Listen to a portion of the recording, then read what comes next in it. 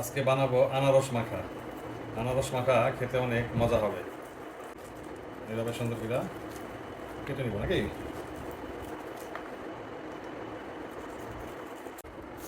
এখন এটাকে 4 ভাগে কেটে নিব। এবার শক্ত অংশটা কেটে নিব, এটা ফেলে দেব। মাঝখানের শক্ত অংশটা কাটা শেষ। এখন আমরা সুন্দর সুন্দর করে পিস করে নিব ছোট ছোট। এখন ভর্তার স্বাদ বাড়ানোর জন্য একটা বোম্বাই মরিচ কুচি কুচি করে কেটে নিব, তাতে ভর্তার অনেক স্বাদটা বেড়ে যাবে।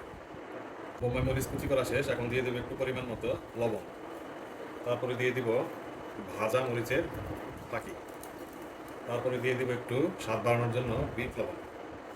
এবার ভালোভাবে মিক্স করে নেব ভর্তার সাথে। ভর্তা করা শেষ। এখন খাবার পালা। একলা তো খাবো না, সাথে বারিশাও খাবে। বারিশা, আনারসের ভর্তা খেয়ে যাও, আসো, কি মজা দেখো, আসো বসো। বারিশা, খুব টেস্ট হয়েছে। হ্যাঁ, বিসমিল্লাহ। হ্যাঁ, আমার নাম মজা।